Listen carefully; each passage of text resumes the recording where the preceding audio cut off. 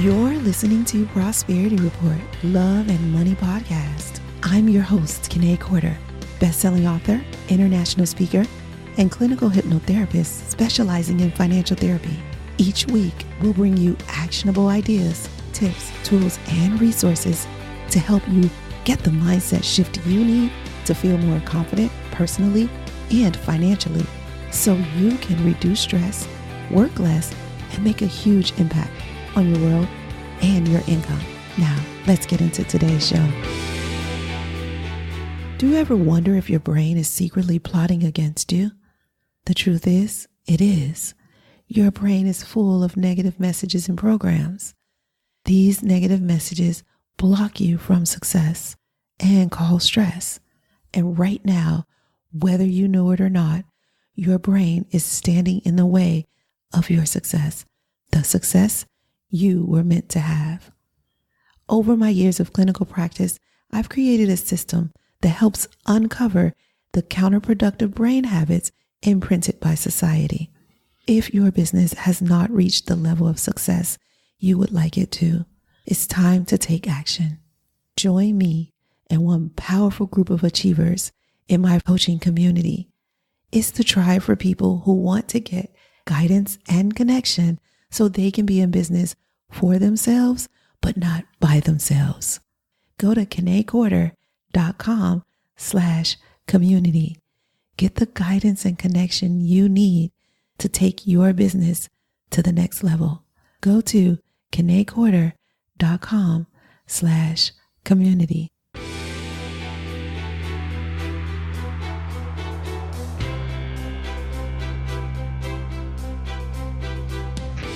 Hey there, Prosperos. Welcome to another episode. I'm going to talk about a subject that I love. You might love it too. It's all about you. It's self-awareness, awareness of self. And self-awareness starts with introspection. Introspection, meaning inner. So introspection is when you evaluate your own thoughts, feelings, actions, motives. And I said evaluate rather than judging them. And you're not going to judge others either, because we're talking about self. And a lot of times we're looking at others for reasons why things are happening to us. Well, I think this way because of this person, and I feel this way. This person made me feel this way. And I did this action because this thing or person made me act this way. But really, it's just you. And having some self-awareness around that can help you get really clear on what you like about yourself and maybe what you want to adjust. Now, talking about what we want to adjust, I kind of feel like that's what we do all the time. So today I want to do a little bit more focusing on what you like about yourself. But first, let me break some things down to you. So you may or may not know that I teach a course called Controlling the Controllable on the Insight Timer meditation app. In this course, I talk about what you control.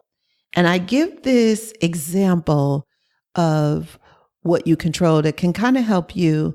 And I want to give it now. I really want you to take the course. So I'll put in the show notes a link to the Control the Controllable course. But if you are already a paid Insight Timer member, then you don't have to pay for the course. But if you're not, if you have the free version of Insight Timer, then you will have to pay for the course. And I think it's like $20. So it's not much at all, but it's powerful. And I talk about self-awareness in there, and I talk about how to differentiate what you control. And so I want to give you a little bit of that right now. And so imagine that, life is made up of these 3 boxes, or you can even look at it as the challenges or the situations that you experience are made up of these 3 boxes. And in one box, there is events. Can you imagine that? You got it? Okay. And then the next box, there are people. Label that box people. So inside the first box, events, and there's a bunch of events in there. Mostly past events, but you probably got some future events in there too that you just been thinking about. Then there's people. And it's just a box full of people. And then there's a box labeled you, and you're inside that box. Now, let me ask you a question. Which box can you control? Ding, ding, ding, ding, ding. Yes, you. You only control you. And even that is limited. So if you really want some awareness, especially self-awareness, you're not going to look at events. You're not going to look at what you've done, where you've been. That's not who you are, and that's not what you control. You're not going to look at people. So you're not your mom, you're not your dad, you're not your grandparents, you're not your sister, you're not your brother, you're not your friends, you're not your teachers, you're not any of those past people who maybe have deposited some things into your life, but they're not you and you're not them. You are you. And so dig deep today. Go ahead and allow yourself to really understand your strengths. What are you good at? And I mean really good at, like so good at it that it's just so natural that you're so good at it that it doesn't even seem like you're good at it because it's just so natural to you. Like you make no effort to do it. I know there's something like this. And my mom and I talk about actors that don't get awards. A lot of times it's the best actors. Like they're so good at it that it's just so natural that they can't even be rewarded for it because it doesn't even look hard. The people who get the awards are the people who look like they worked really hard for the award, right?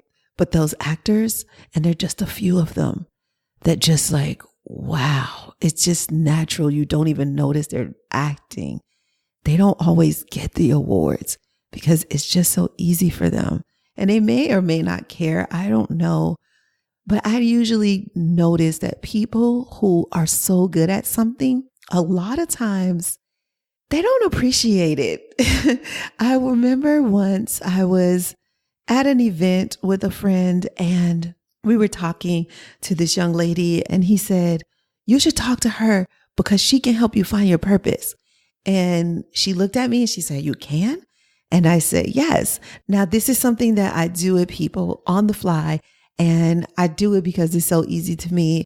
I charge for it most of the time, but every once in a while, I do a pop-up coaching. And so my friend suggested to the young lady that she talk to me. And so she did. She began to talk. And then I said, it seems like there's something else that you're really good at. And my instincts are telling me that you have already won awards for it. And she's like, you talking about art? And I'm like, am I talking about art? Is that what you're really good at? And she's like, yeah, I've always won awards. I've been winning awards for that since I was a really young kid, but you can't make money doing that. And I was like, broke my heart. I was like, girl, who told you that? Who told you that? Because it's just not true. First of all, I have coached artists to 5 and 6 figure salaries. Now, I haven't coached $1 million artists just yet, but 2 of the artists that I'm coaching right now will be millionaires. They're on their way. And so I told her, that's conditioning. That's programming. Somebody told you you couldn't make money doing that. But let me ask you a question. You're working this event. How much money are you making doing this? Probably not much. And you could probably make the same amount of money doing your art that you are doing this. Or you could probably do your art and do this at the same time, or anything else you want to do. So don't let the money get in the way of your creativity, your art, what you're good at. And she's like, well, it just comes so easy. It just seems like there's something else I should be doing. I've been doing that since I was 7 and I can do it with my eyes closed. What? Broke my heart again. I'm like, wouldn't it be great if you could get paid for doing what comes easy to you? Because again, conditioning, life, society has told you that if you want to make money at it and a lot of money at it, you got to work hard for it. It can't be easy, but that's just not true. So I'm going to focus back on you. And I want to ask you, what are you good at? I mean, really good at. You have to focus on your strengths. And I'm asking you to shift and do that today. Now, just last episode, we talked about manifesting confidence, and what you focus on expands. So if you're focusing on all the things you're not so good at, you're probably going to stay stuck there in that place that you're not so good at? What if you just shifted your thinking? What if you shifted your language, your thoughts, your feelings, your actions, your motives? What if you shifted it towards the things you were good at? And then you could influence yourself to do them again and again and again. And you could enjoy it. What if you enjoyed doing what you were good at? Because you don't control events, but you do control doing what you're good at. You don't control the people around you, but you do control doing what you're good at. All you have to do is get up and do it. But I get it. You're conditioned, you're programmed to work hard and to focus on the negative. I say it's an incredible peace party when you can focus on your inner strengths. Now, we all have things that we're not good at. We all have challenges. But today, we're not focused on the challenges. Today, we're focused on what you're good at. Because the only thing you truly have control over is you. So those events that have happened in your life, that have shaped your life, they didn't make you who you are, but they have shaped you. Those people who have shaped your life, they are important. You can review them. You can acknowledge them. You can observe them, even evaluate them if you like. You don't have to judge, though. You are powerful. You are a creator. You serve like nobody else. Now, what else? What else do you do well? Because some things you do, and maybe you're not drop dead good at it yet, but you're good enough. And the trick is to focus on what's going well enough to make it your default, to make it your second nature. So focus on what's going well. And the more you focus on what you're doing well or what's going well, the more you will expand that in your life.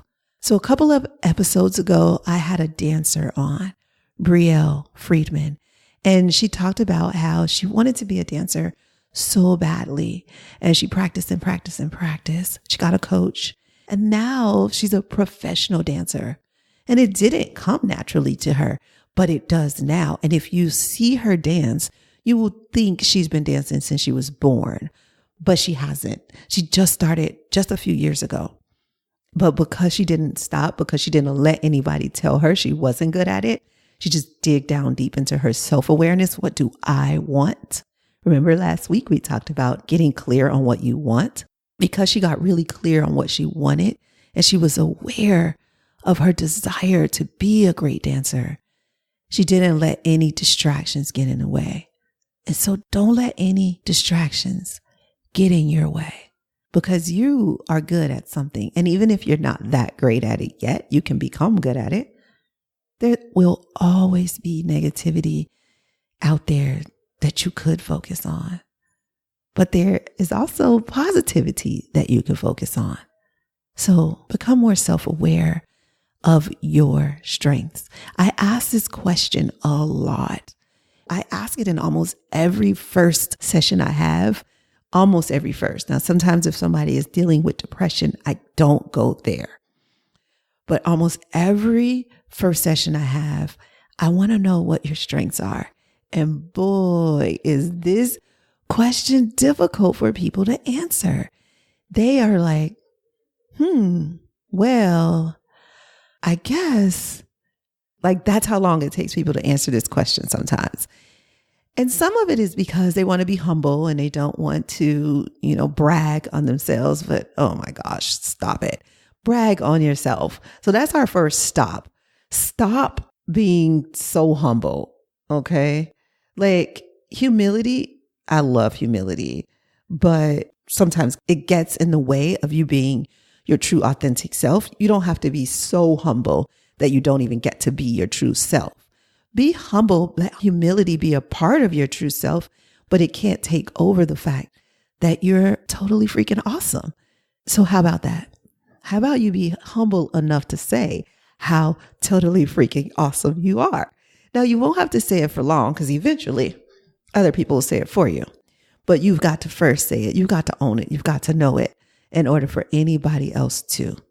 I don't know one amazing like athlete or entertainer or leader who hasn't first looked in the mirror and said to themselves, you got this. You're great. Those people will follow you. Just say the word. Just get out there. Now, I'm not saying that they're always confident and deep down inside they don't have insecurities. Sure they do. You know how I know? Because I coach a good deal of them. I coach so many entertainers and speakers and other leaders who deep down inside don't have all the confidence that they appear to have, but they have enough to get them out there doing what they were born for. And I just got chills because that's what you needed to hear. You needed to hear that you were born for this. Oh my gosh. And you know it. You know it. And yet you're still not doing anything about it. So today I want you to determine what you're good at. Make a list. And then after you make that list of things that you're good at, I want you to take that list and prioritize it. What thing do you want to work on right now? Right now. There may be a list of 10 things, 2 things, 20 things, doesn't matter. Whatever the list is, what are you good at? Even if you're just remotely good at it. And then I want you to put it in order, some order of importance. I want you to put it in 2 separate orders. First, put it in order of how good you are at it. And how you do that is right next to the thing that you name, just go ahead and put a number by it. So for instance, let's say speaking. I'm a speaker. Speaking, what do I put by it? I put a 9 by speaking because I feel like I can still improve. Dancing, I put a 10 by dancing. I can do that with my eyes closed in my sleep. And let's say editing, I'm going to put a 3 by editing because I'm not that great at that, nor am I trying to be great at that. So maybe I'll just take that off my list. It's not something I'm great at. Yeah. Okay. Let's just be honest. It ain't on my list. But writing's on my list. And I put myself at a 8 with writing because although it comes like fluently, I am a writer. That is what I do. And I really want to say I'm a 10 because it's sort of like dancing. But I know that there's some improvement there. Like about 10 years from now, oh my gosh, the incredible things that I'm going to write. So I want you to do that same thing. I want you to go ahead and I want you to write down all the things you're good at and then put a number by it on a scale from, I guess, let's just say 5 to 10. Because if it's lower than a 5, you're probably not that good at it. So don't put it on the list. If you end up writing it down and it's lower than a 5, go ahead and take it off. So everything that you're good at, and then number it from 5 to 10. If you're a 5, that's low. And then 10 is absolutely totally freaking awesome at it, like me and dance. So do that. And then the second thing you're going to do is you're going to take that list and you're going to prioritize it by the things that you want to do now. Now, my dancing is a 10, but I don't want to be a professional dancer yet. I would like to be on Dancing with the Stars if that still comes on. I don't even know. But I feel like I got to become a star first in order to be on Dancing with the Stars. And I know to some of you guys, I am a star. I mean, I've been on Oprah, but to some of the world, I am not a star yet. So I don't know what needs to happen for me to get on Dancing with the Stars, but I can't put that at the top of my list. But I can put writing at the top of my list because I do want to start and finish my next book. And I write a blog and I write content all the time for you guys. So writing can go at the top of my list. What else? What's on the top of your list? So you get it? You got it? You're going to write down all your strengths. And then you're going to put numbers by them on a scale from 5 to 10. Now, I should have probably said like 1 to 5 and 5 being the highest, but I didn't because 10 is what we all see as like the top, right? We're like, yes, that means you're good at it. You're a 10. You're a perfect 10. So that's why I said that. So use that and go for it. And then put it in order of importance. What do you want to work on first? Go ahead and do that. So this episode is really about you becoming more aware of your strengths. It's about you letting go of all that negative self-talk that you have given yourself. So stop the negative self-talk.